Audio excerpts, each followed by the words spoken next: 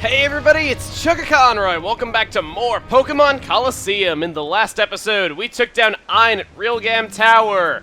And we got an email from Eagun telling us to come back here to Agate Village. Ruiz was like, well, should we go on or should we go see him? I think we should go see him because he has got he's probably got something really interesting to tell us. Let's see here. Ah, Rui and Wes, it's good to see you back. I sent you an email. I'm quite proud of myself for that. Don't be. We got it, but it was cut out before we got to anything worthwhile, Grandpa. Oh, is that so? That's odd. Well, since you're here, it would just be better to tell you in person. Ho ho! I have a little something I'd like Wes to have. Please take this. Guys, if you ever played this game before, and you never came here to see Eagun just thinking it'd be something stupid or not worthwhile, prepare to kick yourself. Wes obtained the Master Ball! Yeah, that is where this game's Master Ball is located. Alright. Bring down the criminal syndicate, threatening world peace. Will do. So, we have a free snag on anything that we want. So, about this. I just wanted to bring up a few things really quick before we go off. First of all, our team. Even though we were able to take down Eagun without much trouble, I mean, the two of the feints were just from me using Explosion, and the only Pokemon he actually took out himself was Psycho. Our team is pretty low-leveled, all things considered. I know you're probably thinking, like, no, they're not. You know, like, mid-level 40s is typically how you're going to be at the end of a Pokemon game. Colosseum's a bit different. You are going to be going up against Pokemon around the level 60 mark from here on out. Well, not from here on out, though, but coming up soon. And because of that, you might want to train up a little bit. In fact, I've lost 2 battles in the past, like, area and a half. You know, because I lost against Eagun the first time, and then I lost against Mirror B the second time. So, I would like to bring up a few things that you can do that you can use to raise your level. You can obviously go to the Fenac Stadium, should you want to go there. But, that's kind of like level 40 and unevolved Pokemon territory. Instead, if you would like to fight some Pokemon around the level 50s, I believe that they're all about level 55. I could actually check on that. Excuse me, they're all around level 50, not 55. You know, like low 50s. If you want to fight anything like that, you can go to the Pyrite Colosseum. Pretty much everything you fight there is either going to be unevolved or second evolution. So, if you want to gain some levels, you can go here. There's also some worthwhile TMs here. Your rewards for beating this area. Your first time doing it, obviously, you get TM06 Toxic, which is, you know, that's nice. You know, that's your first time doing it when you're, like, level 30 or so, because the challenge is much weaker then. But if you go back after defeating Mirror B, you can get TM01 Focus Punch, which is a very useful move. I don't know if it's quite so useful in double battles. I guess maybe you could find more times to use it. Focus Punch is a fantastic move. It's super powerful. But the catch is that you can't take damage the turn that you use it or else it doesn't work. You get TM07 Hail, which is something, I guess. TM05 Roar, which is, again, something, I guess. And then, for doing it 4 times, you get TM31 Brick Break, which is a fantastic fighting-type move, and it goes through various barriers like Reflect and Light Screen. So, for those reasons, I think it would be good to take on this challenge, because you should be able to take it on right now. And this is just a good time to do it if you need more experience before going on. Alright, so now that we're done here, I think I should bring up a few things.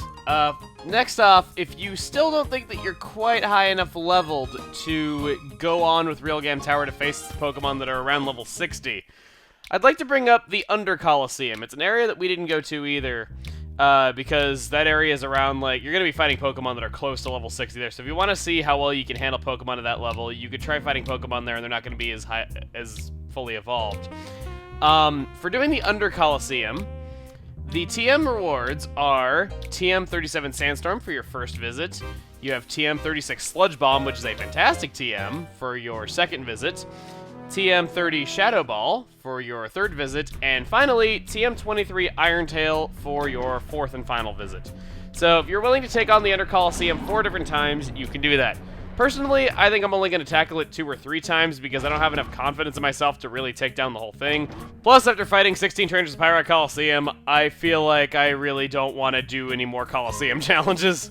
Alright, and I think that does it in the way for preparing for the last battles of Pokemon Colosseum. We already prepared for those Cypher admin battles in that one video that where I was just kind of going around the region doing everything we hadn't done yet. but I feel like after those battles that we were strong enough to take on the Colosseums. So I'd like to show my progress. Quite a few things actually happened in those Colosseum challenges. I'd like to show my new and improved team. So these are our levels. Yeah, quite a bit better than they were. We were like level 43, 44 or so before that. We've grown quite a bit. I still haven't used my rare candies because I'm a real stickler for using them only when Pokemon have like no experience to the next level. My Fortress hasn't really changed. Pretty much the same Pokemon. However, Psycho learned Psychic. At level 48, it learned Psychic, so should you be using your Espeon like me, be sure to get it to that level, because you really shouldn't have much trouble getting it to that level after a Colosseum challenge. And frankly, having Psychic is fantastic on something with this big of a special attack stat, especially if you got Twisted Spoon off Meditite like I did. Quagsire has not changed whatsoever, same great Quagsire. Granbull, on the other hand, is really different. I went ahead and got rid of Strength with the move deleter, and I taught it Return, hoping to God that it has enough happiness to the point where it'll have more than 80 power. And I also taught it the Sludge Bomb TM from the Under Colosseum. Now, normally I wouldn't be so happy with using my TMs like crazy, but we're in an age where Pokemon Black and White exist. And in Pokemon Black and White, TMs have unlimited use, so I don't feel bad about using limited TMs in older games anymore, because if I ever want to get a move, most of the time I can just transfer it forward to Black and White and just teach it there. We have Misdreavus, which is the same. And then lastly, I ended up getting rid of Dig and teaching Brick Break to Corona right here. I keep flip-flopping between real names and nicknames, but I was just kind of tired of having such a generic move like Dig in my moveset, so I got rid of it for Brick Break. So that's really all the changes that I've made here. Aside from that, you should have gotten a lot of money from your challenges, in which case I got a few more Hyper Potions and a few more Revives, but I really stocked up on Pokeballs because we're going to be snagging lots of Pokemon from here on out. Like, just about every battle from here on out is going to have Shadow Pokemon in it. Like I've been saying, we had like every battle with the admins, which if you didn't snag them the first time, every one of those is going to have a Shadow Pokemon. And now, like, regular trainers, you're going to be hard-pressed to not fight a regular trainer that has a Shadow Pokemon. There's even going to be one point coming up where we're going to be snagging 4 Shadow Pokemon one after another with no breaks in between. So, make sure that you are stocked up on Pokeballs.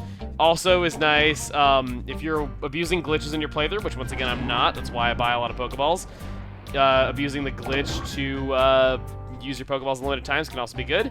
But for the time being, how about we go ahead and insert the yellow ID badge that we got from Ein last time.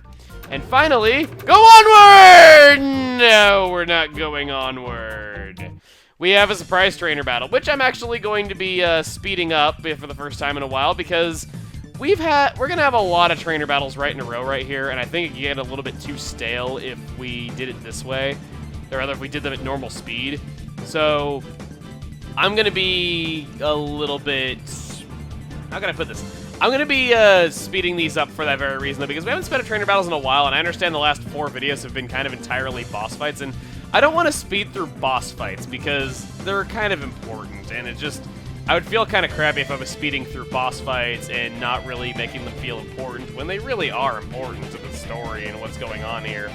I mean, we had to take down the 4 of them to open them. I mean, they're basically this game's equivalent to the Elite Four. I mean, you fight 4 really big bosses, and then you go on to the last area, so it's just pretty much the same. But anyway, we have a Shadow Pokemon here. I have failed to mention it for the past few seconds. Heracross!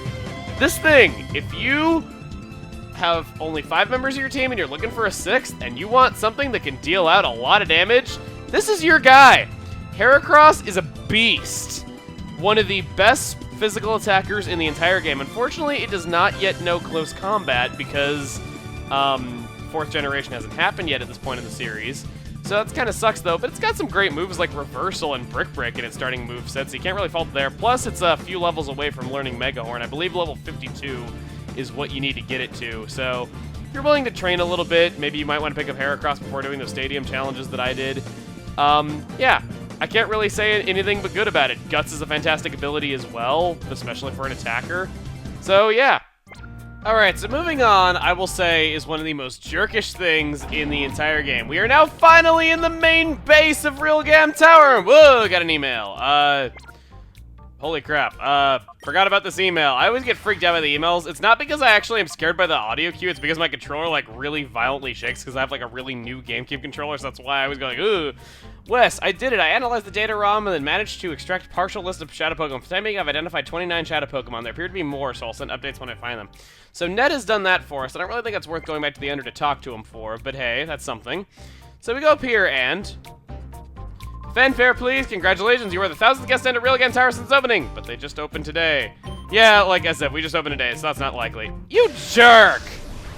So as if dealing with that jerk wasn't enough, we have to battle him now, of course. Well, I don't know. I like battling. I don't know about you guys, but I'm not feeling so hurt about this. This guy is interesting. His Pokemon have some really weird moves. Like, just watch this battle right here and you'll see exactly what I mean. I'm not talking Fake Out. I'm talking the fact that his Nuzleaf knows Explosion. Yeah, I don't know how exactly he got that. I mean, I know that it's in the move pool. I mean, I've fought a Shiftry that knew Explosion before, but it's just like, really? Nuzleaf is capable of exploding. With what part of its body, I might ask? Like, what does it have, like... Is it like one of those kamikaze, like, fire ants or something like that, where it has an organ in its body that it can rupture and it causes it to, you know, light itself on fire or something like that? I don't know. But, yeah, I just find it really weird. Basically what I'm doing here is I'm just hitting that Graveler with Rapid Spin and moves like that to prevent it from... doing Focus Punch, but I think I actually forgot the pattern right there, so that's mainly what I'm doing. That Graveler knowing Focus Punch is really awkward because Focus Punch basically is a reverse Hyper Beam. You can't take damage the turn that you use it, but it has 150 power. I think I actually went over this earlier in the last video or something like that, so I probably shouldn't ramble on that too much, but I don't know, I just thought it was an interesting move. Alright, so we have yet another trainer right here. We have Street Performer, a Looper. I almost said Saint Performer like I did for the Down Saint key. Pretty much my Gramble is just going to destroy her. She's got a Quillfish out of the field. She's got a not-so-bulky Water. I can take her out no problem. So then I got Seadra. See, this is what Gramble's, like, really good for. Granted, I know that, like, a lot of stuff can use Earthquake, and there's probably stuff that can use Earthquake better, but still. As you saw there for a split second, I have 3 hearts on return, which I think indicates that I am getting more than 80 power, but it's not quite maxed out at 102. So that's kind of a shame. But at least I made the right move in getting rid of it when I did, and down goes Gramble, unfortunately. Oh well.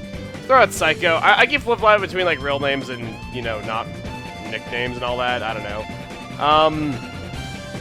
What I'm kind of wanting to do here is I'm kind of having Walnut out a lot because I want to get Walnut leveled up a bit more. Because it's on the cusp of learning Spikes, which if you are using a wall, Spikes is one of the best moves that you could have. I know it's good on Skarmory as well, who can also do the job of an attacker, but I don't know. I like having Spikes on Fortress quite a bit. I think I'm actually just going to fight this guy without him, though, just because I remember like him being kind of easy with this type combination. Yeah, I was right. So, take out Swellow in one hit with Psychic, and then we have Magneton, which we're going to take out Flame Wheel. I think my team is coming together quite nice, because as you see here, I'm one-hitting a lot of stuff, and I'm not finding myself ill-equipped for very many situations. Gonna do Brick Break, which doesn't quite take it out. Whoa! We live with a critical hit from Overheat. Overheat is one of the most powerful fighting type moves. I believe it's second, only to Blast Burn. It has 140 power, but you greatly lower your own special attack after doing it, which surprises me why Ninetales doesn't have a white herb equipped, because that would have been a great thing to have. Let's see. So we got Ryder Kevil. He's got Donphan and Quagsire. You can't use a Quagsire. I'm the only person in the world happy enough to use a Quagsire. Thank you very much. I have that copyrighted. Maybe. Don't ask me for that. I'll have to just make a trip to the Library of Congress a bit later. So, let's see. We're going to be doing Fire... No, we're not. I was about to say we're going to do Fire Blast to take out that Sand Slash, but no, we're not. And damn, Corona is kind of screwed here. Yeah, I didn't think it was going to live to that. Well, Sand Slash has used Dig, so I'm going to go ahead and throw out Affection right here. Just because I think that would be probably the best thing that we can do in this situation, though, because it's not going to be affected by Granite. Da-da-doo! Yeah, we have it not affected by Mr. Revis. Okay. Let's take out Sand Slash. It's only doing Rock Tomb. Thank God it's not doing Dig to drag out this battle even more. That's the thing is, in older Pokemon games, I used to love doing Dig. You know, like, I'd always catch a Dugtrio before Lieutenant Surge, and then I'd always use it, and I'd love using Dig at that point in the game. But I hate having it used on me against the AI because it takes forever. Anyway, I'm going to go ahead and heal real quick. Really quick, we have this guy right over here. He appears to be a shopkeeper, but check it out. It is Rosso. You may not remember me, but don't worry, I haven't forgotten you. You snagged my Quilava back then. Yeah, you remember now. Well, pal, today's the day. It's payback time! So, should you have knocked out the Pokemon that you chose to fight back in Fanac City, be it Quilava, Bayleaf, or Croconaw, this is when you would get another chance to do it. So that's pretty much that. You just get another chance to get the Quilava. Otherwise, you just get kind of a higher level battle because this guy, he's noticeably tougher than the other guys in here. He's not a boss, which is why I'm not showing it at normal speed. But I figured it was good to, like, point out right there, just kind of to, like, take the time to do that. So, yeah, we have a battle against Grumpig and Muck. I really hate that Grumpig so much. It just uses bounce over and over and just makes it really annoying to attack. Unfortunately, it does not attack my Fortress right there, so my Protect was all in vain. We go ahead and we just do Return on it. I'm just trying to get damage off on it the best I can because that thing is annoying. All it does is just spraying up, so I use Toxic there because I wanted it to take damage while it was in the air, even if I can't directly hit it. We hit it with Rapid Spin, and the poison takes it down. Not bad. Okay.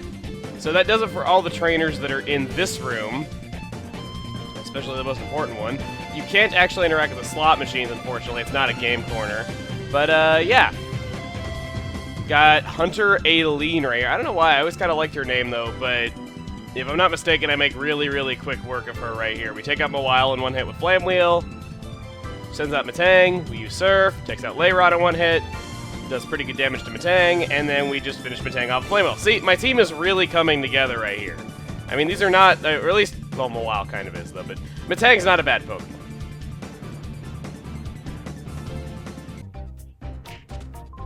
Wah! I give you a good jolt, eh? Wah! Waiting behind the door for you to come along. We're waiting a long time. Next, I'll shock you even more with my Pokemon battle. You scaring me? That's a giver. Okay, fine. I had to. So, I will say this. We are right at the very end of our adventure. Like, it's going to be coming to an end in, like, 2 or 3 more videos. And the thing is, I'm kind of sad about that, honestly. It's ending a bit quicker than I thought it would. I thought this would at least go on for like 40 parts, and it's probably going to go on for like 35 or so. Which, granted, it's not a short series for most people's standards, though, but I'm just kind of used to mine being kind of long. I don't know why. I have this tendency to Let's Play very long games, and I don't really know why. Like, I remember back in the day, on Something Awful, it was taboo to have a Let's Play be more than 30 parts long. They used to say if you can't do it in more than 30 10-minute parts, you might as well not do it at all. You know, just because it dragged on too long. But I've done maybe 2 Let's Plays that were less than 30 parts. I will be doing one this year that's less than 30 parts. Hint, hint, nudge, nudge, wink, wink. But, yeah, I've done like 20 Let's Plays, and only like 2 of them were less than 30 parts. That's just kind of how I am. Okamiden was like 70, Okami was 75, Mother 3 was like 100. Yeah, I have a tendency to do very long games. Anyway, though, I don't mean to talk about that. I just get kind of sentimental whenever these Let's Plays are coming to an end, so that's kind of what I'm doing. There's really nothing for you to interact with in that room, even though it looks kind of cool. But anyway, I'm going to go back and heal really quick one last time, and I'll meet you guys back here. Alright, so that does it for all the battles here. Nothing left to do but to talk to this guy. Shh, Wes, it's me, Silva. You're way too tall to be Silva. Oh, wait, quiet, right. I stuck up here in disguise. Surprised you, huh? That's not important, though. Word is that Cypher's boss is waiting for both of you at the top of the tower. And he's supposed to have the ultimate Shadow Pokemon. Wes, Ruby, good luck. Please be careful, always. Alright. Here we go. Up this really cool-looking elevator made of light. Don't know how this works, but I wish I had one. Let's go up into the tower itself.